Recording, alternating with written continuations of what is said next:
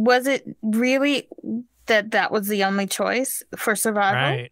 Or was that just Koto's take on it? Because if you think back about Hitler and the Holocaust, he and his generals thought they were doing the best thing for mankind too. Right.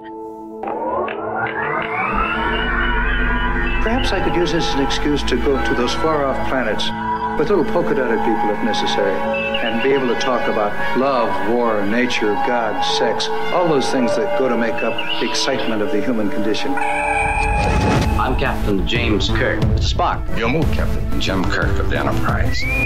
What's going on? I'm James Kirk. These people are my friends and my shipmates. Leave my crew alone. I have a question. How about that? James Kirk. It fits like a glove, Captain. Oh, the only had ideas. Gentlemen, I'm Captain James Kirk. Get out of my chair. Get out of it now. My greetings and felicitations, Captain. So good of you and your officers to, drop in. Absolutely smashing. Hey, everybody. Welcome to Humanist Trek. It's a Star Trek podcast about the humanism in Star Trek. I'm Sarah Ray. And I'm Allie Ashmead. I wanted to tell you a little bit about a conversation that I had with our son. He's 12 now? Yeah, our 12-year-old son. I had to do the math. I don't even know how old I am most days. Trust me, I know. Same. Of course, we are, a non-theistic family, but we do the Santa thing with our kids. And it's interesting because there are a lot of like hardcore atheists that hate that atheists do the Santa thing, right? Because Santa is kind of like, we know it's not real, and we know we're telling our children a lie, and we know that we'll eventually tell them the truth, but we want them to believe. Yeah. For now, we want them to have that childlike wonder for a little while and be innocent. But there's a lot of like the angry atheists who are like, well, if religion is, Santa for adults, then Santa is bad too, sort of thing. But we wanted to sort of use the idea of Santa as an opportunity to teach our kids about the value of investigation and, doing your own research and asking questions. Finding your own evidence and coming to your conclusions and, not just blindly trusting authority. We see a lot of stuff going on in the world today where people are blindly trusting authority and how damaging that can be and dangerous. And so we want our kids to, be immunized from that a little bit. Well, of course, we've been moving, and that's been a whole thing. The timing just didn't work out the way that I think I had hoped it would. So, like, maybe if this whole thing had been shifted 1 year, if we had been in the house last year, then I think I might have approached it differently. So we finally sat him down and said, hey, where are you on the whole Santa thing? Right? And he wasn't super forthcoming. And so we were like, it's us, right? Like we're Santa. And he was like, yeah, I kind of figured. Okay.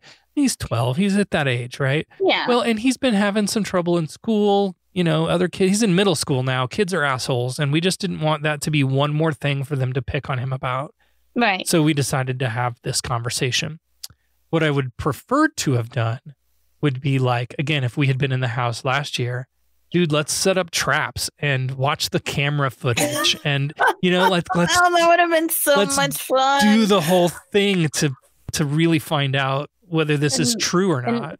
And he would have had this big discovery and it wouldn't have been so much of a letdown. Like when I think some kids, it turns out to be a letdown when they find out, but then this would have been something cool and memorable for him and a really cool experience. That would have been so cool. Yep. So it just didn't work out timing wise, but the intent all along has been like, well, once you're in on it, you're part of it. So this year he gets to be a Santa, right? So because Rue is still young and she's not ready for that. But I think she's still a true believer. Yeah. so he's going to get to stay up late, pretend to go to sleep, get your sister to sleep, and then, stay up late on Christmas Eve and put the presents out and do the whole thing. And we have one of those fucking elves that comes in. We have two of those fucking elves. Not the elf on the shelf? Yes. The elf on the shelf that you find in compromising positions? Yes. Have you put him two in of them. compromising positions yet? No. Rue is insistent that they're coming December 1st. She's just decided that the elves come on December 1st. So, okay. But now Austin's in on it now, so he gets to help decide the compromising positions that they'll be in. That's awesome. So he gets to be a part of it. And then the idea is like when the little one gets to be old enough to be let in on the secret, then the plan is, we had this all planned out and see how it worked out, but the plan is like, okay, so the whole thing is the spirit of it, right? Yeah. So now let's go be Santas for other people. Yeah, the mischievousness is because you don't have anyone to trick in your house. But like, let's trick someone else. Like let's go be giving, because it's the right thing to do, and that what all of this has really been about is giving without reciprocity, doing nice things for others because it's the right thing to do, and it makes us feel good, and it makes us feel good, and So that's what's going on in my house. The Santa dilemma. I have no kids. I might put stocking stuffers in for the cats, which is basically just treats and catnip. But otherwise, it's kind of, I decided I'm not putting a tree up. I'm doing all the other stuff. Like I'm doing the outside decorations, and I'm doing like the no tree, the knickknacks on the mantle and everything. But I'm not putting that fucking tree up. The cats are just gonna knock it down, and I'm just. Well, I feel bad for your cats then. Oh, trust me, they'll have plenty else to mess with. I've got all knickknacks all over the place, so they'll have plenty to mess with. I guess that's a good thing to say too. Like, however you celebrate these holidays, whether you do or not, like make it yours, and don't, the social expectations of what you have to do and all of that. It's all just bullshit. Yeah. I mean, putting a tree up is like pagan and witchcraft anyway. So like, I don't get why a lot of religious people do embrace that. But because if they're really being nitpicky, okay, come on, it's based in paganism, right?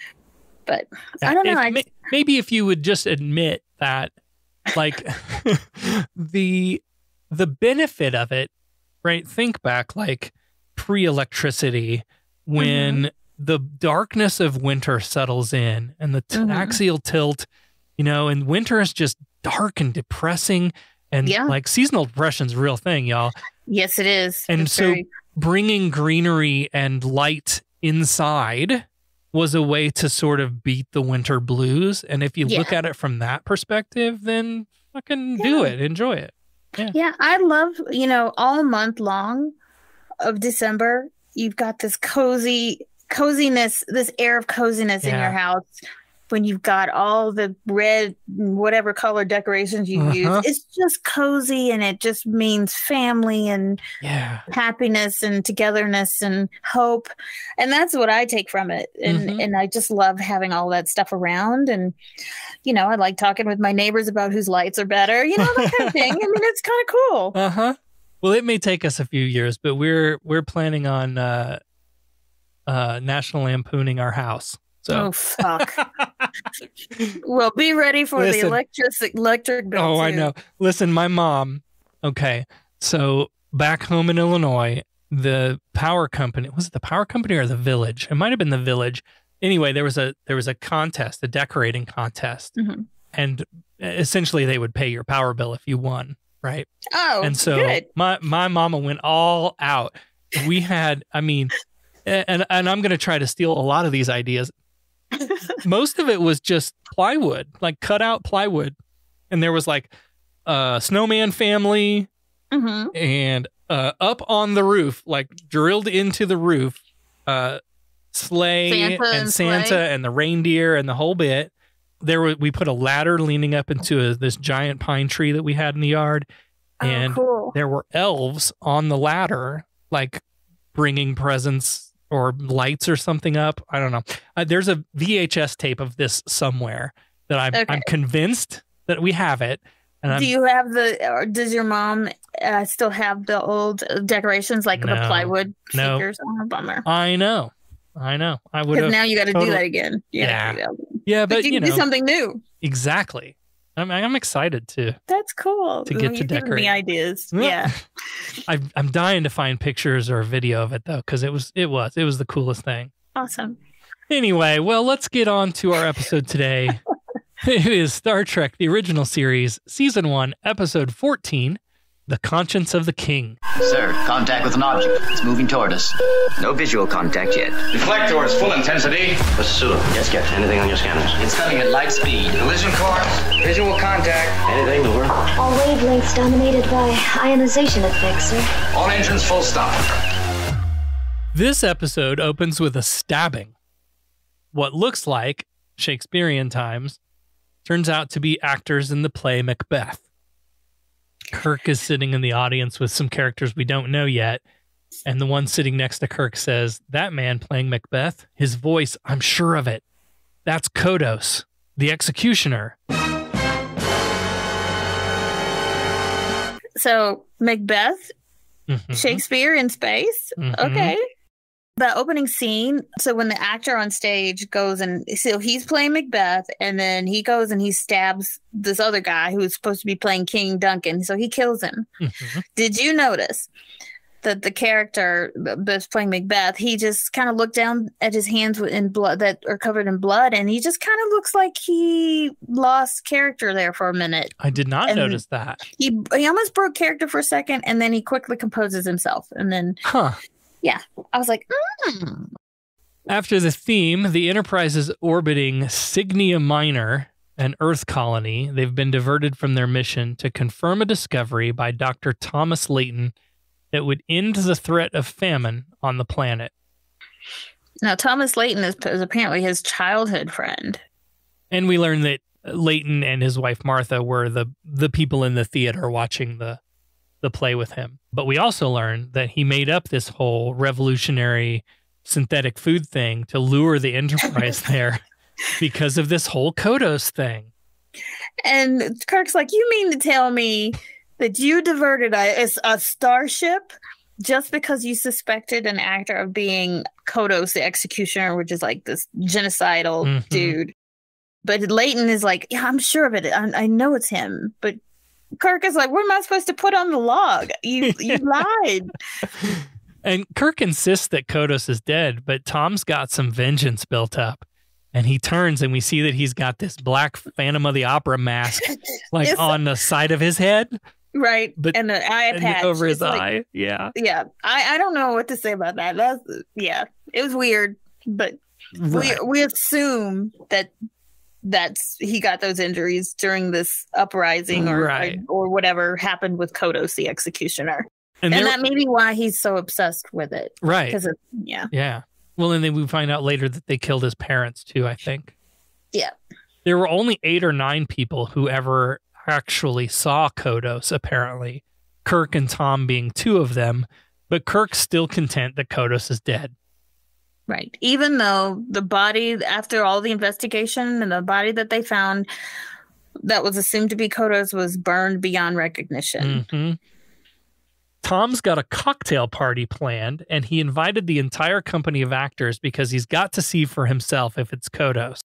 Back on the Enterprise, Kirk's in the conference room looking through the Encyclopedia Britannicas for information on both Kodos and the actor Anton Karidian.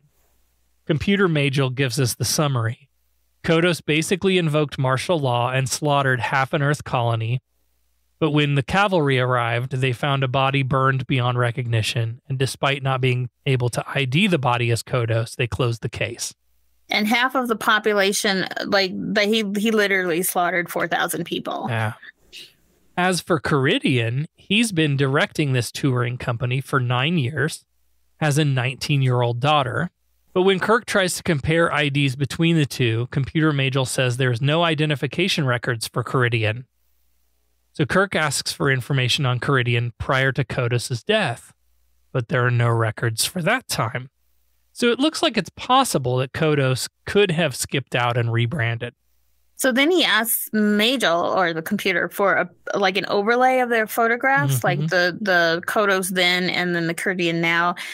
And apparently, I mean, it's similar, but I guess it wasn't enough. It wasn't definitive enough, but they looked pretty similar. They did look similar. I didn't get a sense of like, oh, holy shit, that's the same guy. Yeah, me either. It wasn't real definitive for me either.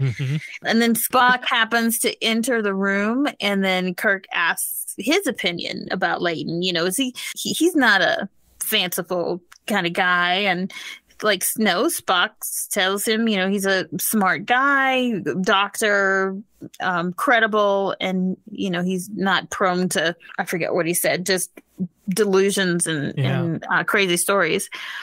So he tells Spock to delay the departure, and he beams down to the planet to go to that cocktail party. He just wanted to go get some drinks with them. That's all. Somebody.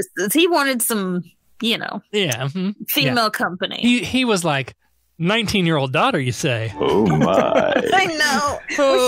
Was she actually 19? Hang on, I did the math. I've got it in my notes for later. But yeah, the computer said at this point he has a 19-year-old daughter. She's 19. Okay. So later at the cocktail party, Kirk's looking for Tom, but Tom went to town. Everybody's out on the patio when the door opens, and in steps pretty blonde girl of the week, Karidian's daughter Lenore. The 19-year-old. But she is old enough, so it's fine. I mean, it's not technically legal. Yes. Technically, it's not illegal. Gorgeous blonde. Her name is Lenore, and of course, flirt. So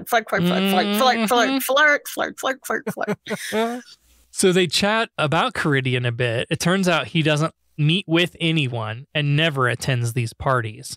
And Kirk rightly notices how out of character that is for an actor. Right, actors are supposed to be all egotistical and about meeting all the spotlights. They want to be told how wonderful they are. They like to hear it. So yeah, that's interesting.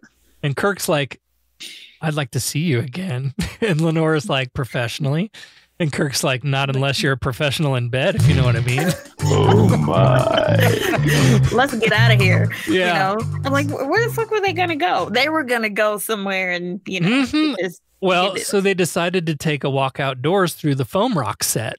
More flirting, and just as Kirk is about to pull Lenore in for a kiss, he looks past her and sees a body on the ground. Oh my God! They've killed Tom Leighton. You bastards! Dun, dun, dun. First one, I feel good. That's the first death in a while. I was having withdrawals. His death makes, it makes him a little bit suspicious and starts to take it a little bit more seriously. And he promises Leighton's wife, who's pretty distraught, we'll find out why your husband was killed. And then he calls he radios up to a friend of his that's commanding the Astral Queen, which is the ship that the actors are traveling on. And he says, John Daly, as the commanding officer, he's like, he asks him to leave the planet Q ahead of time and don't tell them why, just leave, just abandon them. Don't worry, we'll pick them up. Yeah. So this, strands the Karidian family and the rest of the acting troupe, and then they have no choice but to ask Kirk for a ride. Hey, man, can I get a ride? This is great. So back on the bridge, Spock says they're ready to leave orbit, and Kirk's like, actually, I think we're due for a pickup. Yep. And are we? Spock doesn't know what's going on. And then Uhura says that a Miss Karidian was just beamed aboard, sir. She's looking for you.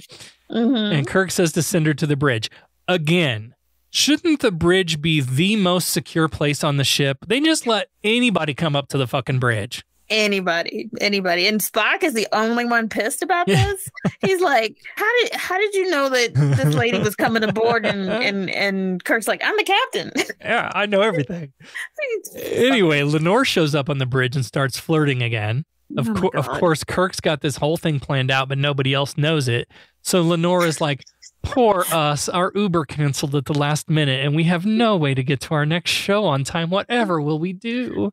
Yes, we always depend on the kindness of strangers. And then she offers to put on a private show.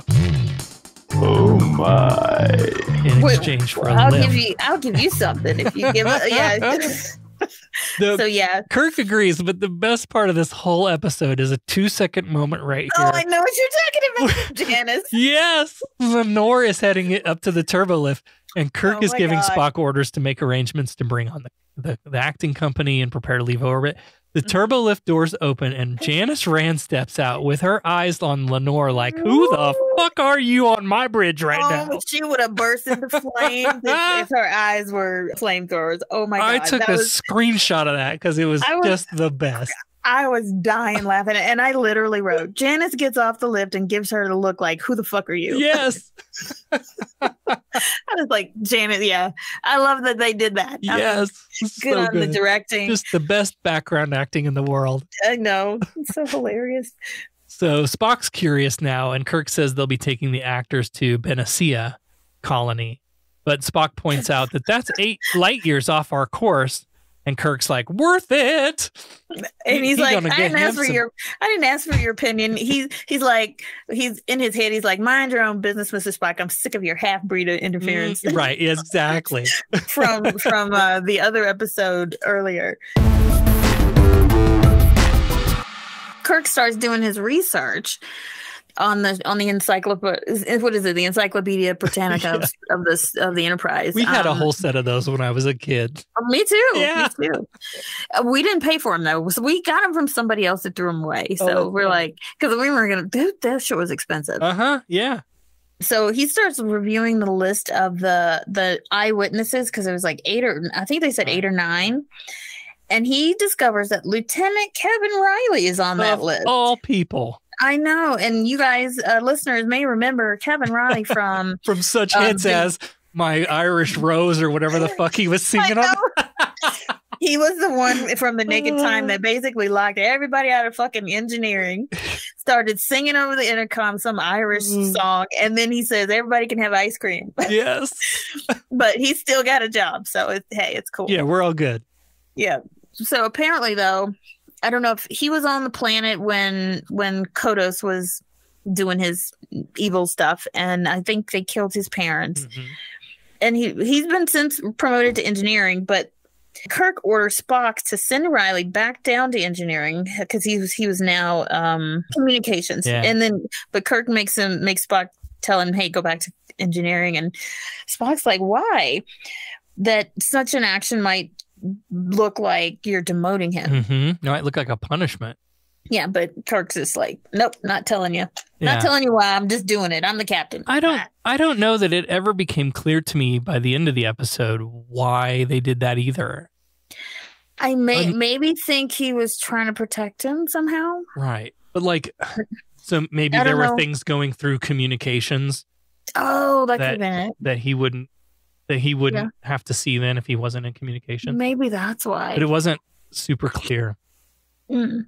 Down in sickbay, a.k.a. the bar, apparently, McCoy is throwing drinks back, and he's sloshed. He's rapping with Spock about classic Spock-McCoy stuff, right? Like, McCoy offers Spock a drink, and Spock says that his father's race was spared the dubious benefits of alcohol. And McCoy's like, "Oh, now I know why they were conquered." Yes, typical insulting. Yeah, and he's also spitting out some like philosophical shit about the man at the top walks a lonely street, and the chain of command is often a noose. Like, those are funny little quips, and he's clearly drunk, and he's like, it's been such a long time since I had I love this phrase, since I've had a drop of the true. Is that like an old 1960s colloquialism for like drinking?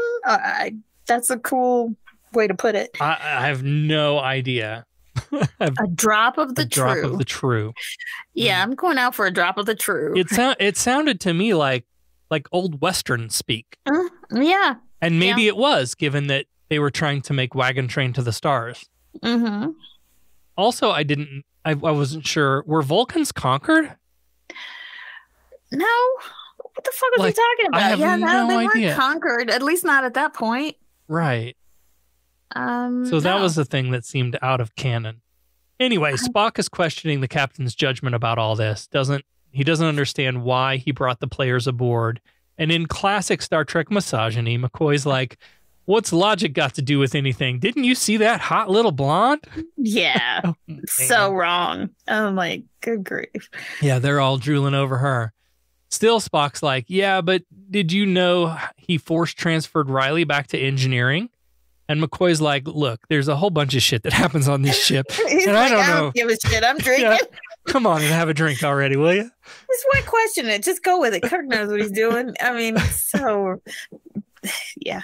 Cut to Kirk and Lenore flirting down a hallway. Oh my goodness. I mean, you could cut the sexual tension with a knife. Oh, and she goes and she's like, she's talking about, did you lower the lights just for me? And of course it's at night, so they try to like imitate the like night and day and on the ship. And she's like, she's talking about the ship. She's like, all this, you know what I'm gonna say? All this power surging and throbbing, yet under control. Are you like that too? Oh my. She's like, I'd like to have you surging and throbbing down my corridor, Captain.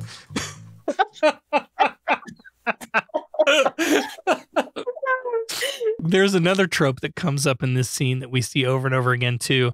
And it's this idea that the captain of a starship like must be this cool, calm, in control person on the outside, but just raging emotion underneath. And I don't know where that comes from, but it's a trope that we certainly see over and over again. Lenore asks about the women of Earth, and Kirk's like, oh, I'd rather talk about you, actually. He tries to flip the script on her. And he asks her a question and she's like vague. He's like, and well, so, you must have wanted to act since the first time you saw your father on stage. When was that again? She's like, in the beginning, real vague. Yeah. And then she turns it back on him again, asking about Earth women. She wants to know if the machine changed them. Like, have they become just people instead of women? Whatever the fuck that's supposed to mean. I know, as if being a person is a bad thing, and so they made it seem like being regarded as a woman is better than being a person. Yeah. Because it's the opposite today. We just want to fucking be we're people. Right. We're women, but we're also treat us like people. Right. But that was a little weird.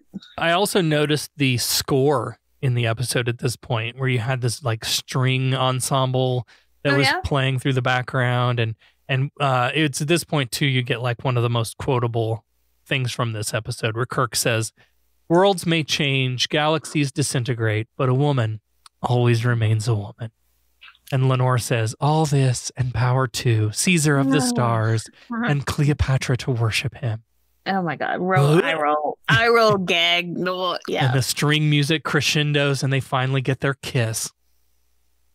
Meanwhile, on the bridge, Spock is pulling up some data and asks computer Majel to correlate Leighton, Karidian, Riley, and Kirk, find anything they have in common, and he gets back a positive hit. So Spock heads back to McCoy to talk out his concerns. On the Earth colony of Tarsus 4, the food supply was nearly destroyed by an exotic fungus. 8,000 colonists, no food, and that's when Governor Kodos called for martial law and started deciding who would receive rationed food and live, and who would be put to immediate death. Spock really describes a kind of Holocaust here, like children watching their parents die, nearly 4,000 killed in all, and Kodos would decide their fates based on his personal standards, whatever those were, and we didn't get an explanation of what that was. Yeah. But he did call it eugenics. However, eugenics just means the study of how to arrange reproduction within the human population to increase the occurrence of heritable characteristics. So he would have gone through and picked out all the people with disabilities first. Right. And you're sentenced to death, where it's not worth feeding you because you can't, in theory, reproduce and create sustainable offspring or whatever. Right.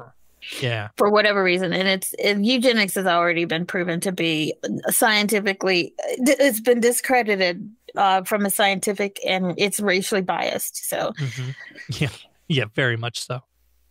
Basically, it was kind of like the Holocaust. Yeah. And Kodos' body was never positively identified. But here's the twist. Karidian's history begins almost to the day that Kodos disappeared. And not only that, the only two surviving witnesses are Kirk and Riley. All the others are dead. Yep. Everybody's dead. With the most recent mysterious death of Tom Layton. Yeah. And with all the deaths, the Karidian players were nearby. So now we have all the pieces to the puzzle. Poor Riley is back in engineering now, bored out of his fucking mind.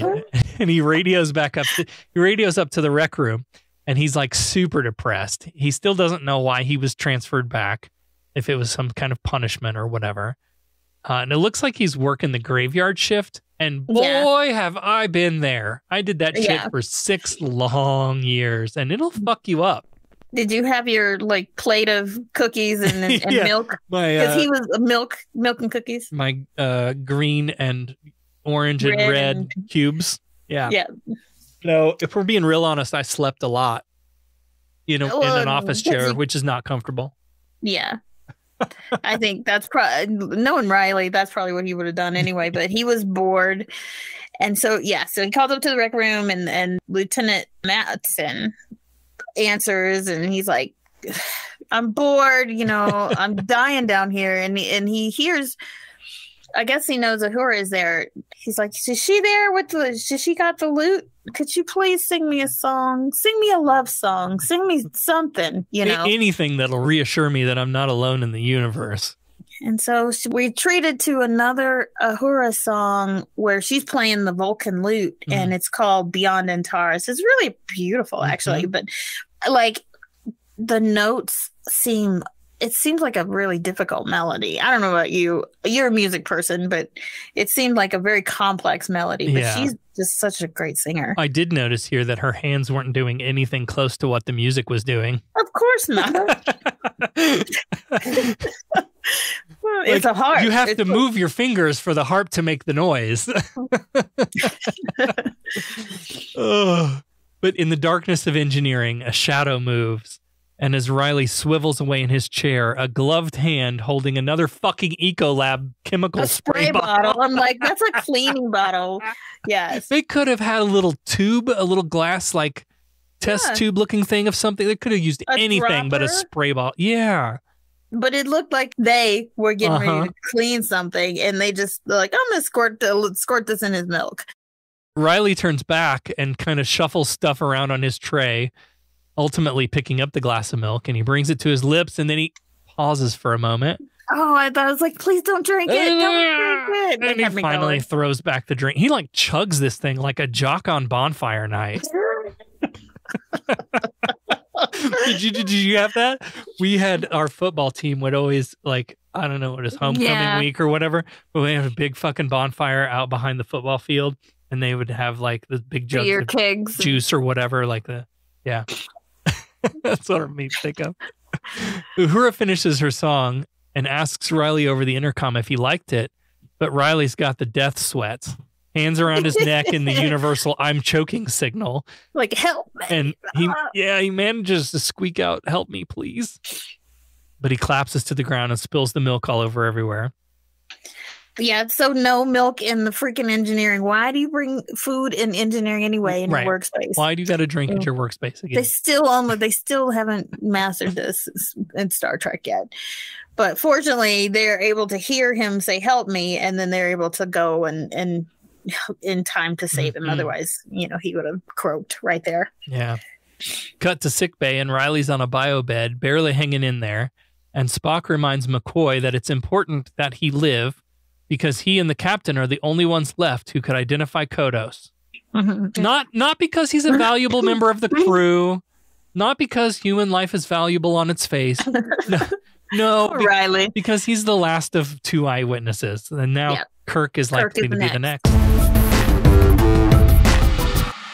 Spock walks into sickbay, where McCoy is working on determining the cause and an antidote for whatever happened to Riley. McCoy reports a decent amount of tetralubisol, a highly volatile lubricant used aboard the ship. So it's just basically some kind of like machine oils? Is that what it is? It's like a machine. WD-40. Yeah. Yeah. But, I mean, surely that would have tasted funny, but yeah. Spock insists that someone spiked Riley's drink, and off Spock and McCoy go to deliver the report to Kirk. In Kirk's quarters, report delivered, McCoy says Riley has a good chance at surviving, but what about Kirk? More Kirk-McCoy banter here. McCoy still thinks it's worth considering this is an accident rather than intentional poisoning. And Spock barbs back, you should be told the difference between empiricism and stubbornness, Doctor. And I would expect, see, that's the thing, right? They're both scientists. I would expect the medical scientist to also be all about empiricism and less about the emotional attachment too. Yeah. But he was written as the emotional foil to Spock's logical scientific mind. So Kirk feels, again, like, mind your own business, half-breed kind of thing. Like, and Spock's only doing it out of concern for, like, the operation of the ship. But then McCoy, which I love, again, he defends Spock again. He's like, he's only doing his job. So it's very cool to see McCoy, as racist as he is against Spock, and like defend Spock. Kirk still doesn't think anything is certain, but Spock is following the logical dots. Almost surely an attempt will be made on Kirk's life. And there's a moment here where Kirk's motivations are questioned. Like, is this about justice or vengeance? What's the difference? Like, I always wonder, like they always say vengeance, you shouldn't do things out of vengeance. But isn't it kind of the same thing? It depends on who's seeking it. Is that the difference? I'm going to have to chew on that for a little bit. But because isn't it... we can come back to that. Yeah. Okay. So Kirk knows he put his ship and command in jeopardy following this rabbit trail and feels like he has to determine whether or not Karidian is Kodos. And again, Spock is convinced he is one and the same. But Kirk says logic is not enough. And McCoy has some great lines here, too. He's like, okay, so what if he is Kodos? What then? You going to carry his head through the corridors and triumph? That won't bring... Is McCoy still drinking? Yeah, right. He's like, that won't bring back the dead. And Kirk says, no, but they may rest easier. And I thought that was a good commentary on justice in general.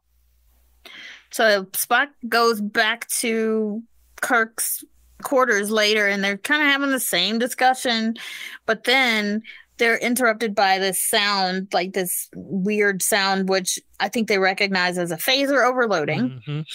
And then this was funny to me that they start looking all over his quarters for this, where the noise is coming from. So Spock starts opening his clothes drawers and tossing his clothes out. Throwing shit all over the room. Yeah. Well, Kirk calls up to the bridge and orders a double red alert. Whatever the fuck a double red alert is. I don't know. It doesn't make any sense. Yeah, he orders them to help evacuate the crew, because if this thing goes off, it's going to blow an entire section of the ship. So wow, I didn't know a phaser could cause that much damage. Yeah. So Kirk, he finally finds the phaser in his quarters, and he goes out into the hallway. And there's like a vent, like a chute in the hallway that looks like something you see in hotels when they put the laundry down the chute. Yeah. Well, he throws the phaser down. And can he not disarm it? See, that's what I thought. Because remember, in the cage, when number one set hers to override or whatever, and then she turned it off. Yeah. So why didn't he disarm it instead? But he just threw it down a chute. And I don't know that it's still in the ship. Where does that lead to? I need a schematic. Why is that explosion down the chute? It's perfectly safe, and it's outside the chute. It's not. It doesn't make any sense. It doesn't make any sense at all. So as Spock rounds the corner, the thing blows up, and then it shakes the ship, and they both run against the wall. In quarters, we finally see Karidian. He's holding an old leather-bound book, probably the play, and there's a gold crown on the table. And Kirk whips into the room, and Karidian is annoyed that his privacy isn't being respected. But Kirk's like, cool story, bro. We just almost had an entire section of the ship blown to bits. And earlier, one of my crew was poisoned. But Karidian offers weak condolences. And Kirk Not me. Kirk, I ain't got nothing to do with it. I'm very sorry to hear that. Kirk straight out confronts him, though. He's like, are you Kodos? But he doesn't say no or yes. Yeah, he's very indirect. Do you think I am? Then I am. Yeah. I'm an actor. I play many parts. And Kirk asks what he was 20 years ago, and he responds, younger, Captain, much younger. Vague. Yeah. And then Just Kirk, like his daughter. And then Kirk says, so was I. And it got me thinking, how old is Kirk? Okay, so I did some research. 20. Okay. Kirk was born in 2233 and was living on Tarsus 4 in 2246 when he was 13 years old. Oh, okay. This episode takes place in 2266, 20 years later. So he's supposedly 33 years old in this episode. Mm-hmm. And may I remind you that Lenore is 19. Yeah. Yep. Anyway, that's just something that popped into my mind at that moment. Like, I don't know that I had considered how old I didn't either. That's a good point. Kirk was. I think I was thinking that Kirk would have been older on this colony. Yeah, I these thought things he was happen. Part of Starfleet or something. I thought he saw this, but I Yeah. guess Leighton and him were childhood friends, so Right. maybe that was. But they didn't grow up there because Kirk grew up on Earth, right? That's what I thought. Fuck, man. I know. All right. I know. I know. Oh, someone, listeners, call in and or send us a note to say, "Oh, tell us what the fuck is happening." Like, explain, make this make sense. Make it make sense. Kirk gives Karidian a piece of paper to read into the phone on the wall and compare it with a recording of Kodos. And Karidian starts reading off the page, but about halfway through, looks up and recites it from memory. Yeah, So it's very clear. Guilty. This is the guy. It's totally clear. But he said he uses it as an excuse when Kirk points out, "You barely looked at the paper," and he's like, "Well, I simply learned my parts quickly." Mm-hmm. And then he starts. Okay, so then Karidian, he starts in on Kirk saying, "You're the perfect symbol of our technical society, mechanized but not very human." Excuse me, what? Mm-hmm. What? He's saying that Kirk isn't human. I was like, the nerve. Yeah, that idea that technology reduces the humanity in people. Yeah, it keeps coming back in this episode, and I don't know that I buy that. I mean, yeah, okay, so you're saying we go out to dinner and we stare at our phones instead of talking to each other? Maybe. Maybe. Okay. And Karidian launches into an act here with this talk about society and computerization or whatever, but he paints a picture of Kodos, not of an evil mass murderer, but of a leader attempting to make sure that some of his people survived, sacrificing 4,000 so that 4,000 might live. Mm-hmm. And had the supply ships not gotten there earlier than expected, he might have gone down in history as a great leader for that decision. And still not directly admitting he's Kodos. Right. But, how do you admit you're a mass murderer without admitting you're a mass murderer? Right. Is basically by defending them and talking about facts that wouldn't necessarily be known unless you were involved. Yeah. He asks Kirk, if you believe that I am Kodos, why don't you kill me now? And he says that he doesn't treasure life anymore, not even his own. Yeah. And he kind of breaks down right then. Kirk goes to leave the room, but Lenore comes out from the back room and sends her father to rest.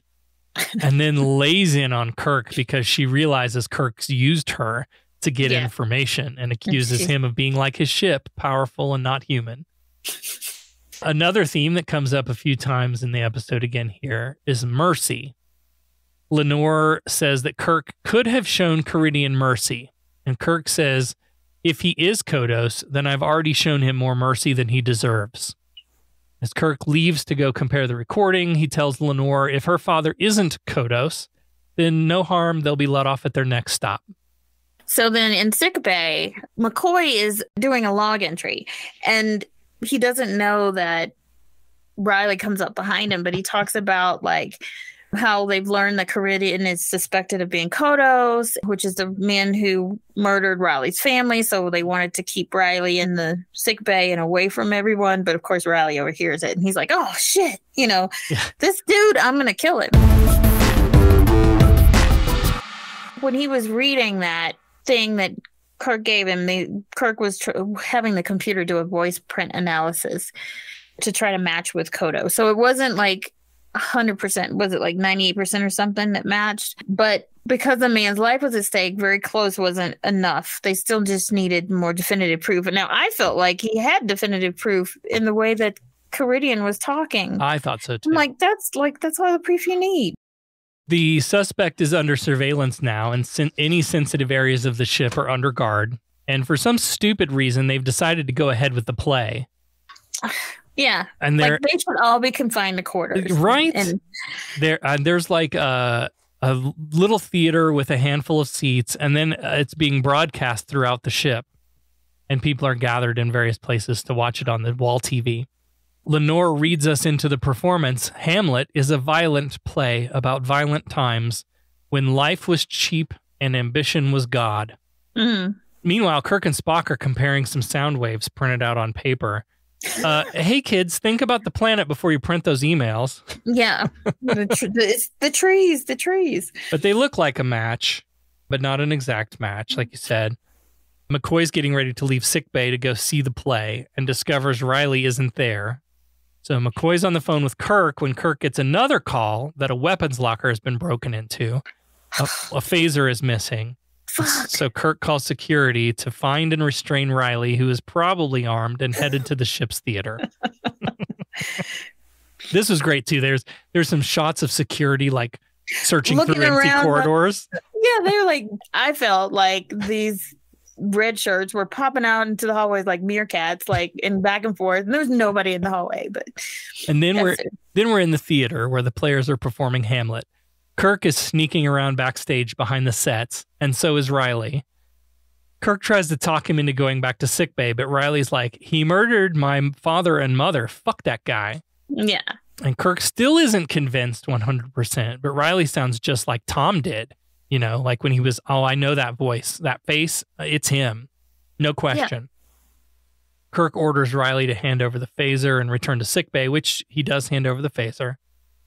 The first act of the play concludes, and Lenore and Karidian are backstage, and he's troubled. He says there's a voice from the past haunting him, torturing him. A role he played long ago that he never told Lenore about, but apparently she's known all along because it wasn't Karidian killing all those witnesses. It was Lenore. Yeah. Murdering bitch. And she's like, after tonight, the last two who can harm you will be gone. Yeah, but he's horrified, though. He's horrified when she says that she knows all about his deeds and that she's already killed 7 people. I've killed 7 people and who could identify him. So he's kind of horrified that there's now more blood on his hands. Yeah. And she's like, they had to be silent. So in a way, she's kind of like, she's a chip off the old block in a way, like his past life. She's, yeah. She says, you're safe now. No one can touch you. And turns just enough to see that Kirk has been listening in.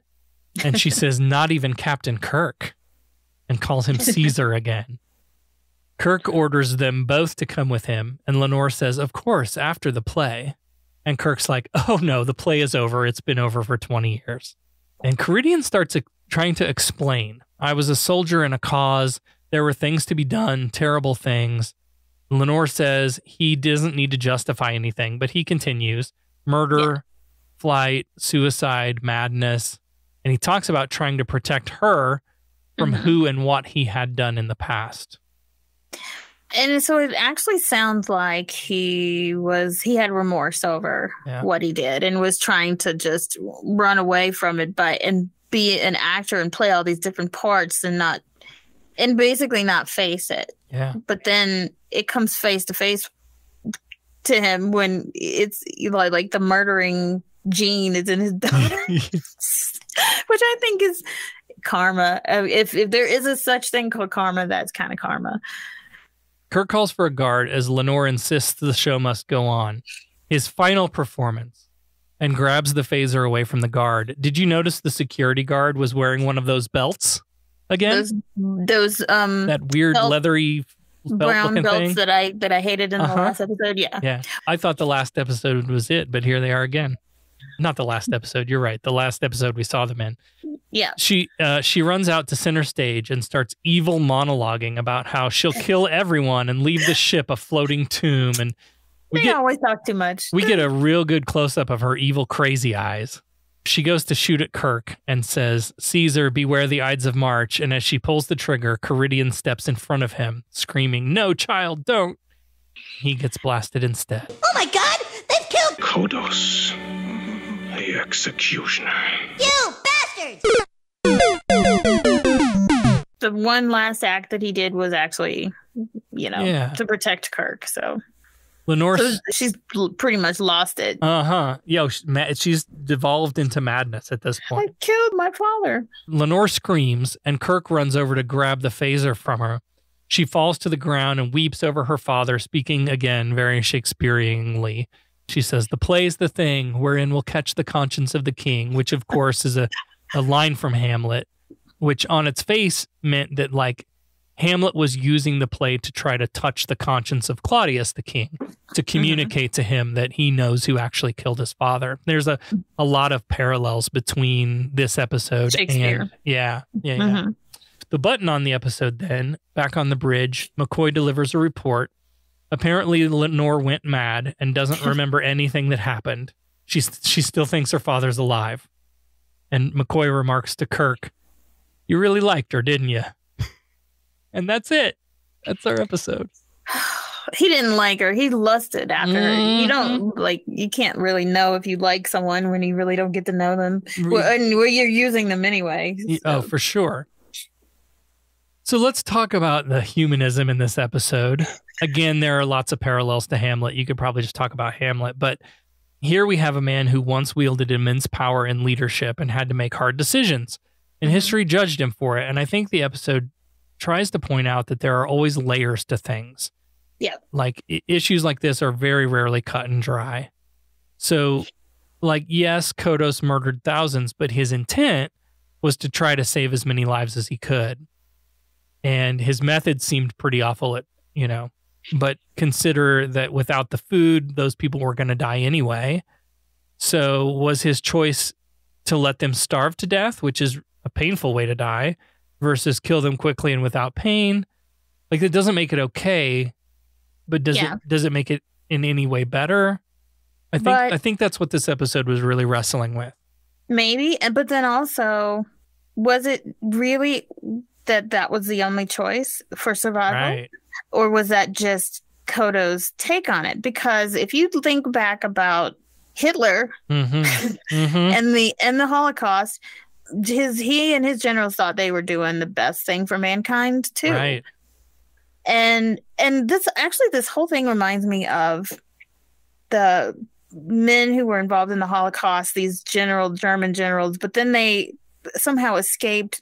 After it was all over, they escaped and they went to different countries to live with another life, and were found later to be through pictures and investigation. They were found to be involved in the Holocaust, but they had been living a different life in South America or different places like that, and trying to live a quiet life because maybe they knew the gravity of what they did. They knew that they were in big trouble if somebody saw them and somebody was going to do the same thing. So I don't know. It could be both. It could be a little bit of both. But that's what this guy reminded me of. He became an actor, but then also, which is strange because he's an actor. He's facing all these people, but then he doesn't want to interact with them. Right. As if that's going to keep his cover. Well, it controls the narrative for sure. But he's exposing himself still to the public. Yeah. Yeah, I don't know. In a way they can't interface with him. Yeah, that's interesting. So yeah, there's a lot of different perspectives. And then there's that theme we brought up earlier, the theme of justice versus revenge came up a few times. Yep. So what's the difference? So for me, the difference is if this guy killed your parents, do you want justice or do you want to see him killed back? I want to see. Yeah, I mean, like, but so justice sometimes is death penalty, though. Like here in the U.S. But what is justice? Like, because we define what justice is, right? So we've defined lock them up or the death penalty. I don't know. I think we have a lot of punishments in the world today that are vengeful, but do not provide justice. There's no. What was the quote in the episode where he said McCoy was on a drunken bender or whatever, and he said something about like, what do you want to carry his head through the corridors?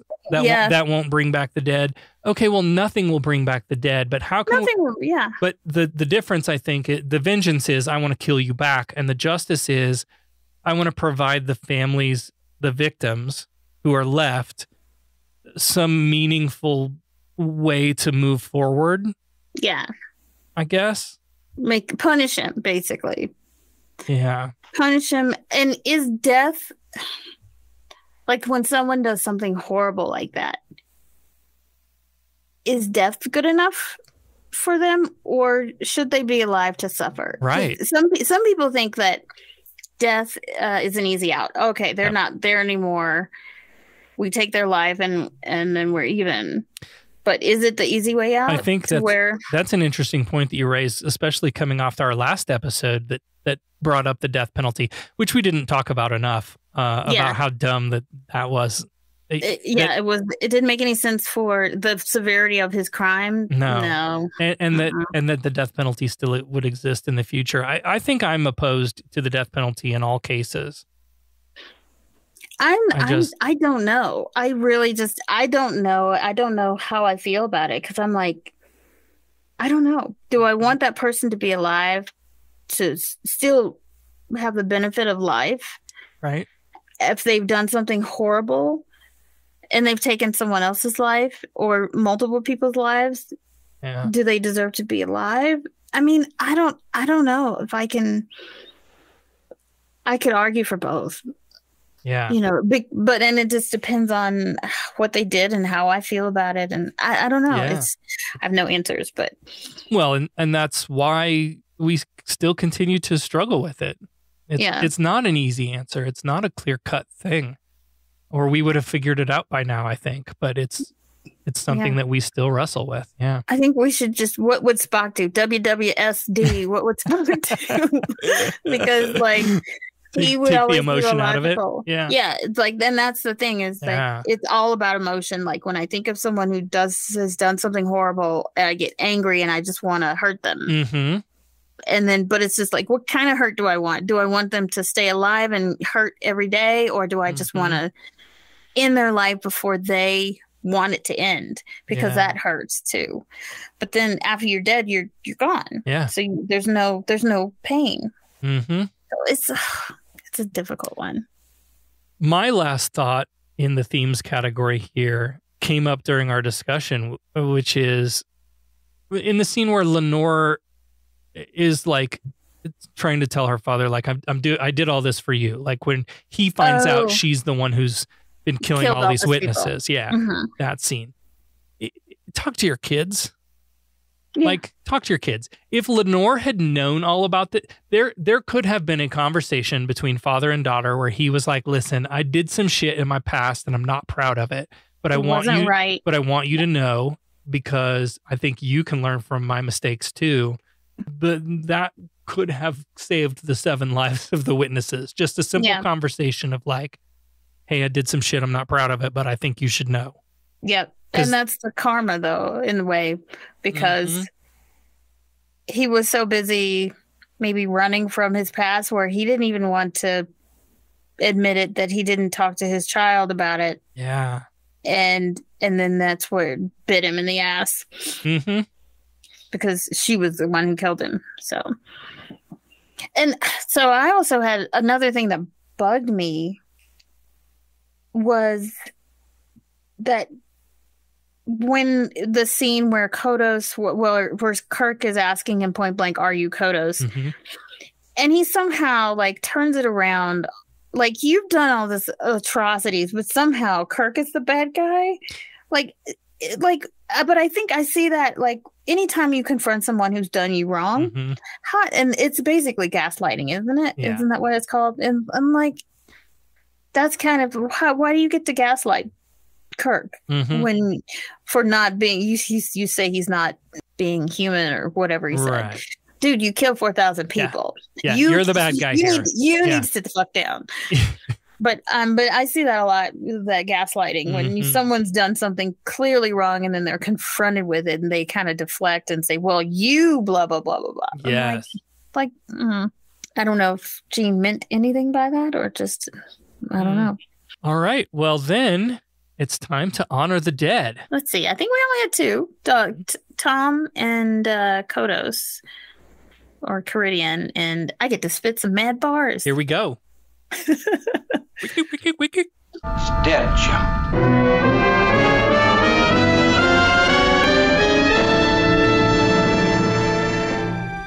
We are assembled here today to pay final respects to our honored dead. Dr. Tom Layton had an eye patch that covered the whole left side of his face. We're guessing he received those 20 years ago when Kodo the executioner was in place. He suspected that Kodo was really Karidian, and that may be why he was found face down in the sand. I know that was a lame run.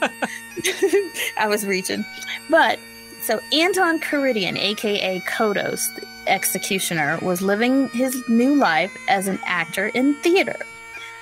But the people who could identify him started dropping like flies, and then he discovers he's not the only one in his family who lies. Turns out his daughter Lenore was a murdering bitch. Killed 6 men who could identify her father and didn't even flinch. Failed to kill Riley, and Kirk almost died, but her father jumped in front of the phaser and then he fried. Justice or vengeance is served? Who knows?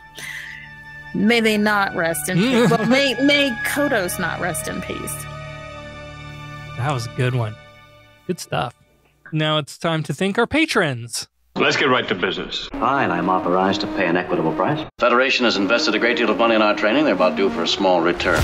Listen, we pay off percentages. We're entitled to a little service for our money, huh? Is this the way your citizens do business? Their right of petition? They pay their percentages and the boss takes care of them. Is there anything else? Thank you, patrons. Thank you, patrons. We appreciate every single one of you. You are keeping this show afloat, keeping us going, even when I'm sick, especially when I'm sick. You're the ones that get me out of bed to record on a day when I feel like death. If you're not a patron, please consider becoming one. You get early access to all the episodes, and we're got some cool merch ideas. There are stickers at certain levels, and at the top level, you can get one of our Humanist Trek communicator badges. That's really cool. So head on over to patreon.com/humanisttrek and pledge as little as $3 a month. It really does go a long way to supporting the production of the show. And of course, we know that not everybody has the money to give, and that's fine. We appreciate you too. And there are great ways that you can help support the show for free. You can leave us a rating and review wherever you listen to the show. Share out Humanist Trek episodes on your social media and with your friends. And all of those are great ways to help us reach even more listeners. And we appreciate all of you so very much.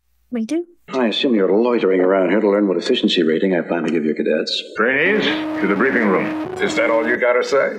What about my performance? Aren't you dead? I don't believe this was a fair test of my command abilities. There was no way to win. There's no correct resolution. It's a test of character. Now, what is that supposed to mean? I am understandably curious. May I ask you a question? Who's been holding up the damn elevator? All right, well, let's bring Becca back in for the answer to this week's Starfleet Academy Cadet Challenge for the Conscience of the King. Remind everybody what the question was.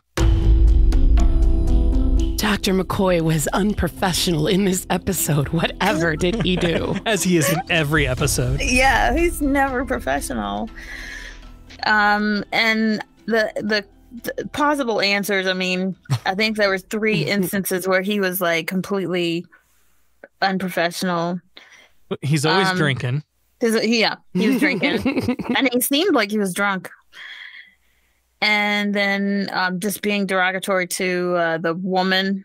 He's like, did you get a look at her? And then, I don't know, he probably said something insulting to Spock about being Vulcan, which is kind of racist. Well, ding, ding, ding, ding, ding. Yay! I'm going to give you 3 points for those answers. Oh, wow. Wow. Oh, my God. I'm ahead. No, I'm kidding. There were multiple, but I didn't want to pressure you guys. I wanted to just see how it evolved. No, he was just wrong in this episode. So. Yeah. All right. Well, let's get our question for next week's episode. Next week, we'll be reviewing Balance of Terror. What's our question for Balance of Terror? What is the significance of the helmets worn by some of the Romulans in this episode? Ooh. What? There's a significance to the helmets? According to the interwebs, there is.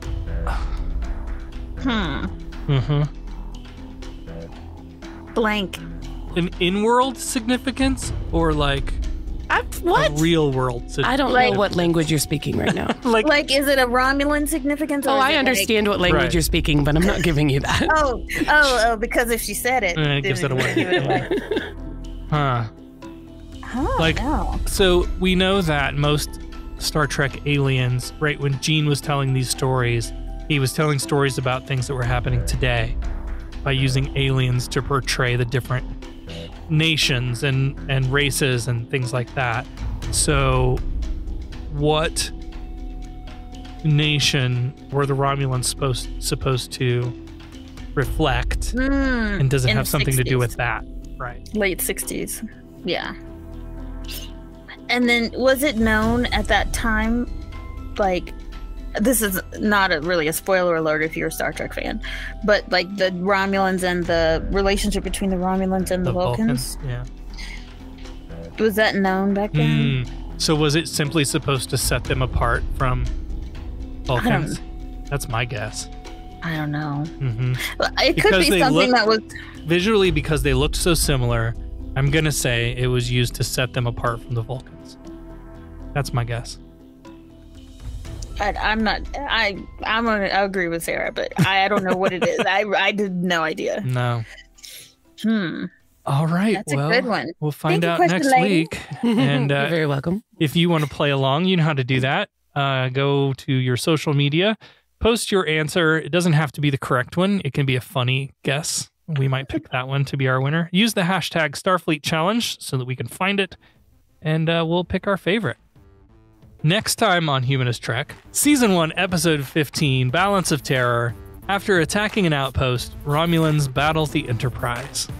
So we'll see you next week for Balance of Terror. Live long and prosper. Kapla! Humanist Trek is available wherever you replicate your podcast. Follow us on all the social medias at Humanist Trek. Become a patron at patreon.com/humanisttrek. Open hailing frequencies to podcast@humanisttrek.com and visit our website, humanisttrek.com. Humanist Trek is a production of Sarah Austin Media.